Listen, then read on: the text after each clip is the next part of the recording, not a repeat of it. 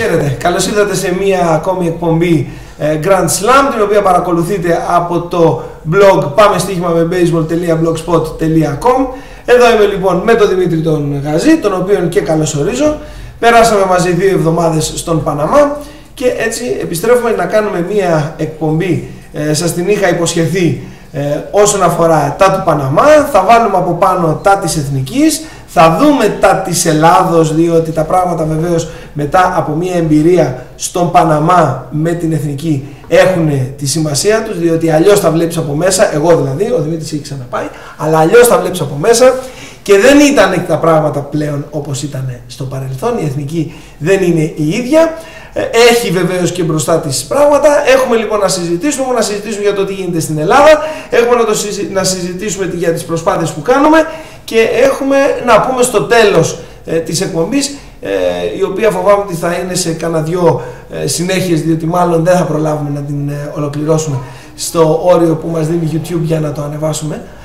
Θα έχει μάλλον 2 μέρη. Στο τέλος λοιπόν του δεύτερου μέρους θα έχουμε και τις προβλέψεις και των δύο, άρα θα έχετε 2 απόψεις των προβλέψεων για το World Series, το οποίο αυτή τη στιγμή βρίσκεται είμαστε στο 3ο παιχνίδι. 1-1 ήδη είναι Texas με τους μισητούς Cardinals. Γεια σε. Λοιπόν, ο Δημήτρης ο Γαζής λοιπόν εγώ τη συμπαθώ ιδιαίτερα. Του συμπαθείς.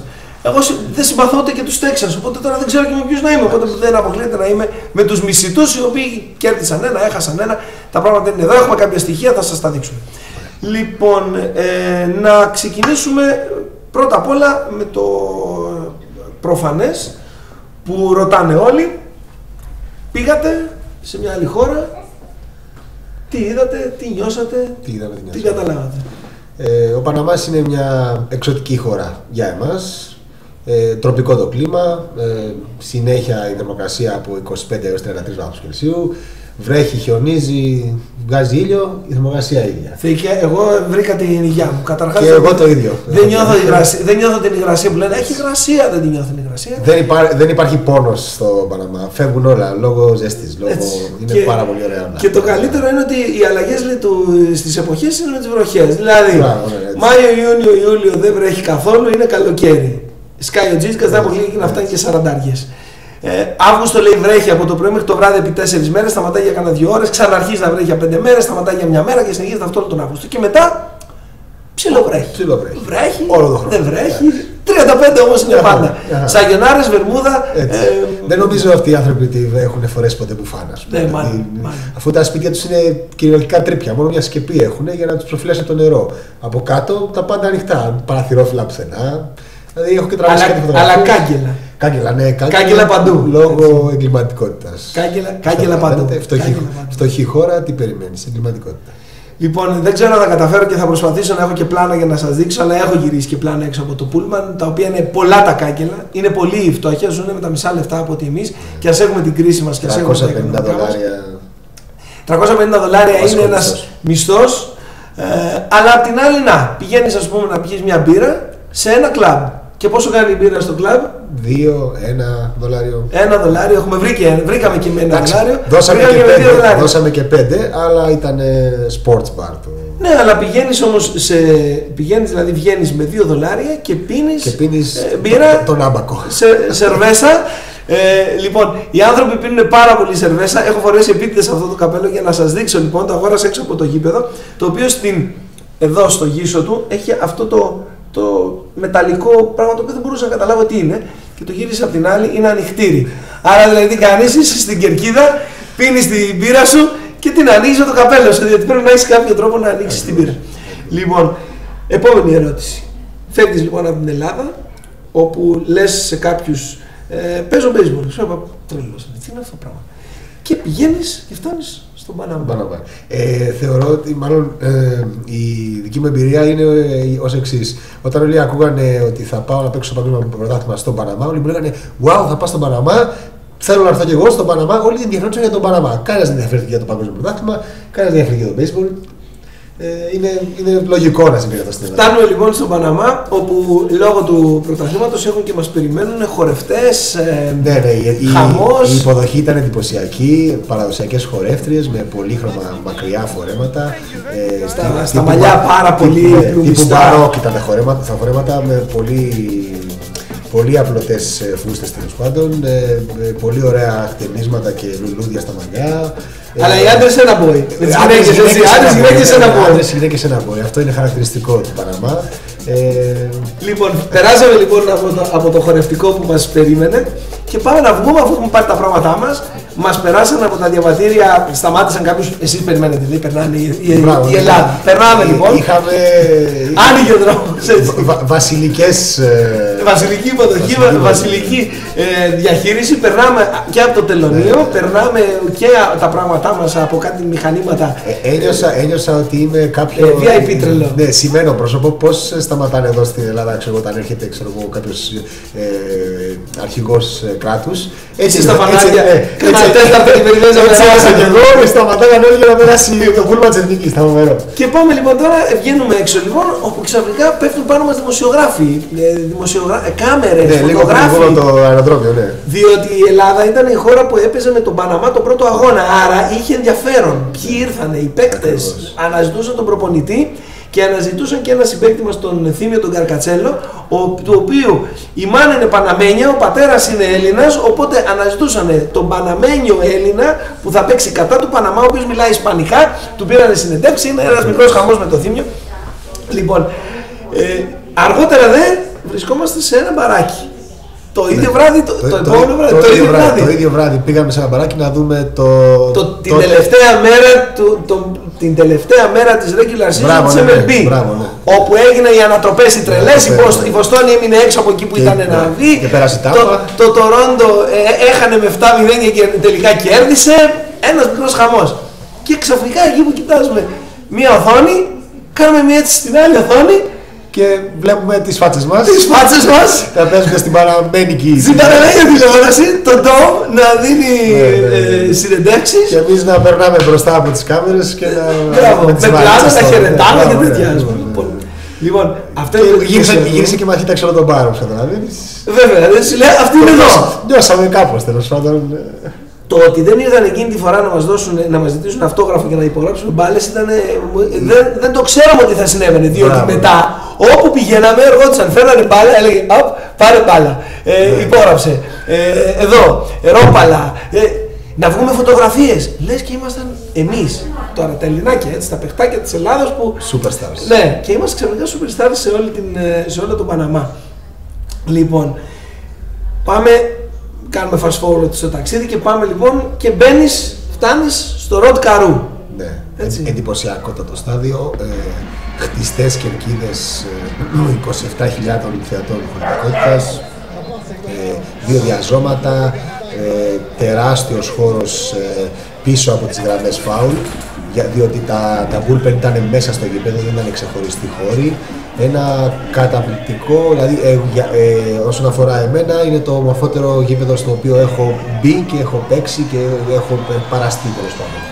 Λοιπόν, ζήσαμε πραγματικά πολύ περίεργες στιγμές, δεν ξέρω αν ήταν 1000, πρέπει να ήταν λιγότεροι, αλλά με πολλούς Έλληνες, πολλές σημαίες από πίσω, να είναι απλωμένες, και τη στιγμή που ακούστηκε ο Εθνικός Ύμνος, ανατρίχιασα διότι τραγουδάρα πίσω μας, με όλη τους τη δύναμη, κουνάγαν τις σημαίες τους, ήταν και για αυτούς, όπως μας πληστηριάστηκαν μετά, ήταν και για αυτούς μια ιδιαίτερη στιγμή, διότι τόσα χρόνια στην ξενιτιά έχουν να ζήσουν Ελλάδα πολύ καιρό και να νιώσουν υπερήφανοι πολύ καιρό προφανώς, όταν στοιχίζεσαι από ανθρώπους οι οποίοι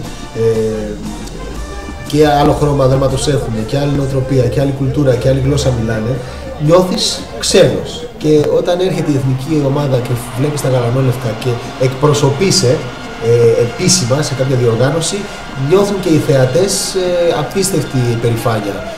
Αυτό μας λέγανε μετά, δεν πειράζει που χάσατε, μας κάνατε απίστευτα υπερήφανους και μόνο που είσαστε εδώ Και ήρθατε και συμμετάσχετε στο πρωτάθλημα. Λοιπόν, και γίνεται και το πρώτο pitch, ήταν strike θυμάμαι το πρώτο pitch και γίνεται στο γήπεδο της τρελής. Αυτό που δεν έχεις ακούσει ποτέ. Να ακούει τα γήπεδα και δεν το έχεις ακούσει αυτό. Ένας αγχός που εδώ στην Ελλάδα εγώ προσωπικά τον έχω ζήσει μόνο σε ποδοσφαιρικά γήπεδα ως θεατής με την εθνική μας του ποδοσφαίρου. Ενώ ξαφνικά λοιπόν είσαι εσύ στο γήπεδο, εντάξει δεν ήμασταν εμείς σε εκείνο το παιχνίδι προφανώς, αλλά ήμασταν στον dugout. Ναι. Εγώ κάποια στιγμή στο 5ο-6ο inning βγήκα κιόλας και πήγα στο bullpen διότι έπρεπε να προθερμάνω κάποιους από τους pitcher που θα μπαίνανε στη συνέχεια να συνεχίσουν μετά το μελέτη που άρχισε το παιχνίδι. Ουσιαστικά νιώθεις σαν να παίζεις, διότι όπως είπαμε τα bullpen εκεί είναι μέσα στο τα bullpen, για να εξηγήσουμε σε αυτούς που δεν ξέρουν, είναι ο χώρος προθέρμανσης των pitcher, των ρηπτών της ομάδας. Λοιπόν, συνήθως οι χώροι αυτοί είναι εκτός γηπέδου, περιφραγμένοι ανάμεσα στις κερκίδες και το γήπεδο. Στο Rod Carew είναι μέσα στο γήπεδο. Είναι στην άκρη βέβαια, αλλά μέσα στο γήπεδο. Οπότε όλη αυτή την ατμόσφαιρα που νιώθει αυτός που παίζει, την ένιωσα κι εγώ. Και δεν σας κρύβω ότι ήταν κάτι το οποίο με έκανε να τρέμω. Και δεν ήταν βέβαια μόνο το παιχνίδι, το οποίο ήταν εντυπωσιακό. Προηγηθήκαμε και νιώσαμε πάρα πολύ ωραία. Λέγαμε ότι θα πάει πάρα πολύ καλά η ομάδα μας. Ναι, δεν κράτησε για πολύ αυτό. Δεν κράτησε πολύ. Στο επόμενο γρήγορα μας ισοφαριστήκαμε και νομίζω στο πρώτο πόντο που προηγηθήκανε, εκεί έγινε άλλος αλλαγός και χαμός. Εκεί νόμιζα ότι θα μπει το γήπεδο μέσα να μας φάει. Ήταν φοβερό. Ενώ είχε προηγηθεί βέβαια και μια εντυπωσιακή, όχι διαστάσεων Ολυμπιακών, αλλά μια εντυπωσιακή και για τα δεδομένα της χώρας εντυπωσιακή τελετή και για τα δεδομένα του αθλήματος στα δικά μας τουλάχιστον μάτια. Πάρα πολύ πυροτέχνημα. Πολύ πυροτέχνημα, πολύ μουσική, πολλοί χορευτές και ξαφνικά νιώσαμε ότι πραγματικά το άθλημα εκεί είναι το άθλημά τους. Θεωρώ ότι η τελετή ανάξιση ήταν εφάμιλη της αξίας του πρωταθλήματος στο οποίο οργανωζόμασταν. Ένα παγκόσμιο πρωτάθλημα είναι πάντα ένα παγκόσμιο πρωτάθλημα. Λαμβάνουν μέρος τα καλύτερα κράτη στο άθλημα στον κόσμο. Το αποτέλεσμα να πρέπει και η τελετή να είναι φαντασμαγωγική. Και ήταν φαντασμαγωγική. Και μας διαχειριστήκανε έτσι. Δηλαδή όπου πηγαίναμε. Ήταν και τιμή για την ελληνική ομάδα. Ήμασταν η μόνη εθνική ομάδα που ήταν μέσα στο γήπεδο, στο dugout την ώρα που γινόταν η τελετή ανάξιση. Δηλαδή βλέπαμε μπροστά μας όλα τα δρόμενα. Εγώ πρέπει να πω ότι είμαι σίγουρος, παρόλο που υπήρξαν δύο απόψεις. Η μία άποψη για το γιατί επελέγει η Ελλάδα για να παίξει με τον Παναμά ήταν ότι καταρχάς αναζητούμε μια σχετικά αδύναμη ομάδα από τις ομάδες του παγκοσμίου, ώστε ο Παναμάς να κερδίσει το πρώτο παιχνίδι. Είναι μια λογική σκέψη.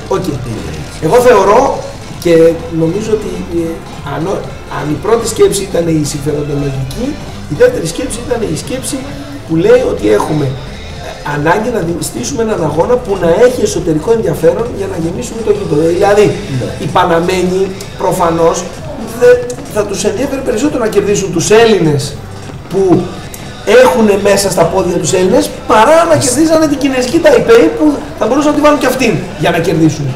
Άρα σου λέει τι θα έχουμε, 27.000 οι οποίοι θα είναι Έλληνες και Παναμένοι, οι οποίοι ζουν μαζί και θα έχουμε μια εσωτερική κόντρα. Και παράλληλα μας τιμήσανε με το να είμαστε η πρώτη ομάδα που πάτησε το πόδι της στο Rod Carew, έπαιξε την πρώτη βραδιά μετά τα πυροτεχνήματα, μετά τους χορευτές, μετά το σούπερ γήπεδο που ήταν τίγκα. Έχω και έναν άλλο λόγο που πιστεύω ότι παίξαμε το παιχνίδι. Ο αντιπρόεδρος της κυβέρνησης του Παναμά είναι Έλληνας, λέγεται Παπαδημητρίου. Και όπως μας ενημέρωσαν εκεί, έχει υπάρξει και πρόεδρος της Δημοκρατίας του Παναμά Έλληνας παλιότερα. Δεν γνωρίζω το όνομά του.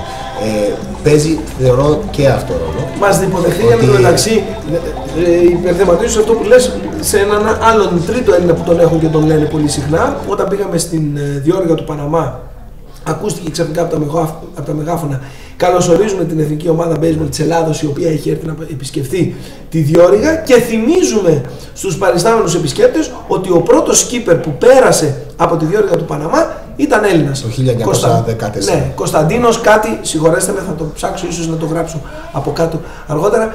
Ο πρώτος πάντως ήταν Έλληνας και το έχουν να το λένε. Άρα η Ελλάδα έχει ένα γερό πάτημα με τον Παναμά.